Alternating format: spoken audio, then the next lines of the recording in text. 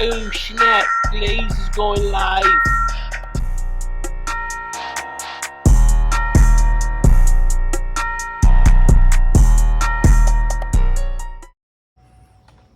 Hey, good day, good day, good day, good day, good day, good day. Thank you for joining me. Just in case you're joining me for the very first time, I am your host, the one they call Glaze Gibbs.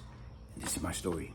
What I do is I speak about my life experience. I speak about the things that I and the people that I have been involved with, that we've been through. You know what I'm saying? As far as where we went wrong, what could we have done differently if we had better education, better leadership, better mentor, better direction. And to me, what I do is I sit back and I reflect. Because I always try to tell people between the age of 14 and 24, I was a lost soul. I was that lost sheep that went astray.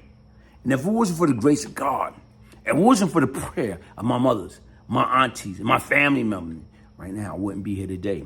So right now, if I had 10,000 tongues, I would not be able to praise and thank God enough. Today, what I'm gonna do is I'm gonna talk about one of my roundtable brothers. The roundtable was established by Lorenzo Fat Cat Nichols. And right now, the original member, Lorenzo Fat Cat Nichols, the founder. Howard Pappy Mason, Kenneth Supreme McGriff, Gerald Prince Miller, Emery Bugout Matthew, and myself, Glaze Gibbs. And today, who I'm gonna speak about Gerald Prince Miller. You know, second control. You know, the co-founder, leader of the world famous, what they call the Supreme Team.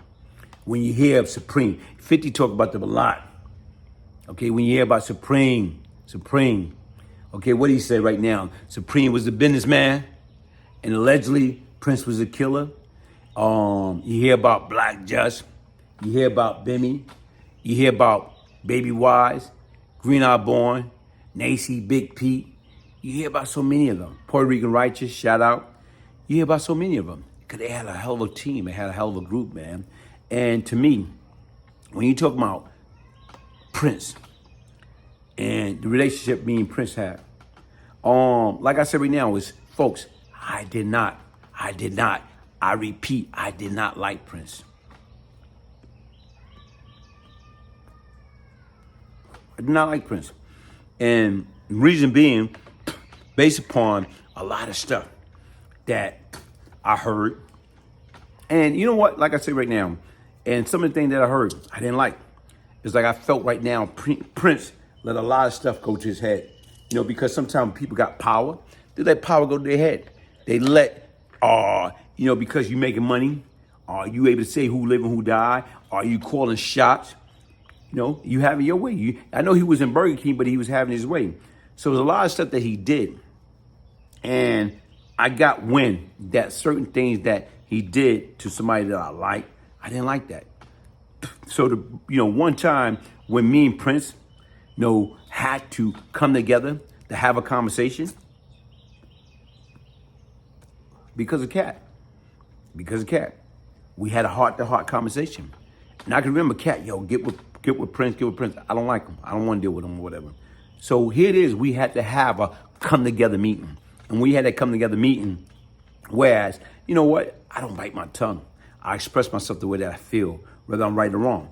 So to me, I told him, man, I don't like you. And the only way we having this conversation is based on the strength of Cat, based upon we all part of the round table. So that's the only way I'm giving you the benefit of doubt. Because a lot of stuff I heard, you let that power go to your head. And to me, some of the things that were done, I said, I don't like, I don't agree with or whatever. So here it is, like I told you, with this dude, with Prince, what he did. He said, listen, man, here it is.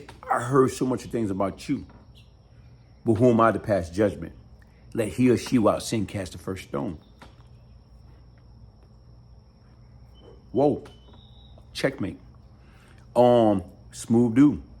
Here it is right now is words. I said what I had to say. I didn't yell, I didn't scream. I guess I'm expressing myself the way I expressed then. But here it is. He didn't raise his voice. He didn't do anything. Here it is. He say, like right now is, I heard a lot of things about you. But yet and still, I'm not judging you. Let he or she without sin cast the first stone. So he kind of checkmate me indirectly. We built the bond. We built the relationship. See, people don't understand right now. This cat, right now, highly intelligent. But right now, according to Leslie Caldwell, former prosecutor, prosecuted me, Cat, Pappy, Prince, and something that she said, out of all of us, right now, who she felt was the most intelligent and the most dangerous, she felt it was Prince. And folks, listen, man, Prince was Prince, man. And like I said right now, I'm not trying to like talk about different things that's not already out there. I'm speaking about his action, his behavior, his attitude. It is, this guy had a BMW, brand new BMW, had it bulletproof down. Right now, if anybody knows anything about the Supreme Team, they had the bulletproof hats, bulletproof T-shirt, bulletproof vest, bulletproof everything. So he was driving around a bulletproof BMW, 750, I believe. Anyway, right now guess what? Because of who he was, because he went away and he did so much of time. This man, right now, because he had so much enemy, and he know right now guess what? He wasn't the only boogeyman in town. I'm gonna repeat that. He knew himself that he was not the only boogeyman in town. So being that he know he was not the only boogeyman, he tried to be prepared. How can you be prepared for the unexpected? You cannot be prepared for the unexpected. So when people are gonna get you, people are gonna get you when you least expect it. People are gonna get you during your most vulnerable time. When are your most vulnerable time? When you lay down, when you sleep, okay? When you at dinner, eating, out and about, you with your girl, your wife, your kids, whatever. Or when you taking a shower. Prince was so afraid to take a shower that right now he didn't take shower. He stopped taking shower. He adapted that bird bath mentality from Rikers Island, from the penitentiary. He adapted that bird bath mentality where he stopped taking shower. He's afraid to take shower. He's afraid right now he got shampoo in his hair, or he got soap in his face. Guess what? That's when these guys gonna come and get him. What can he do? He's vulnerable. Right now, he's an easy target. So once again, he refused to put himself in that predicament. So what he did he stopped taking showers. He was taking bird bath. And people that did time, we know how I feel. You can be in keep lock, you can be locked down, or whatever. What you're gonna do is when you sitting down, laying down in your bed, and you smelling yourself, you smell like a monkey cage, like you wouldn't be alone. You gotta do something. So what you gonna do? You gonna get up and right now you gonna wash your behind at that sink. So here it is. That's what he started doing when he came home to civilization. He brought that jailhouse mentality with him. He brought that prison mentality with him, and he wasn't taking shower. He was taking bird bath. Why? Because once again, he wanted to be prepared. And when he took his bird bath, he had his 2 handguns right there with him, butt naked, washing his ass. But he got his 2 handguns right there. Because once again, he wasn't gonna die alone.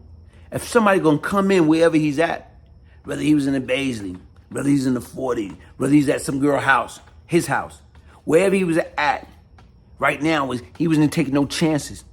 Whether he was in a hotel and he took a bird bath, he had his 2 handguns right there with him as he washing his behind. Because once again, he had that mentality, that philosophy. I'm not gonna die alone. They gonna come and get me. Guess what? I'm gonna get my jammy. I'm gonna pow, pow, pow, pow, pow. I'm not gonna die alone. So you sit back and think about it. That's paranoid. That's right now mental illness. That's a little bit of everything. But he was determined that regardless of what, folks, that because of who he was, number 2, in control, the co-founder of the Supreme Team, he was not going to die alone.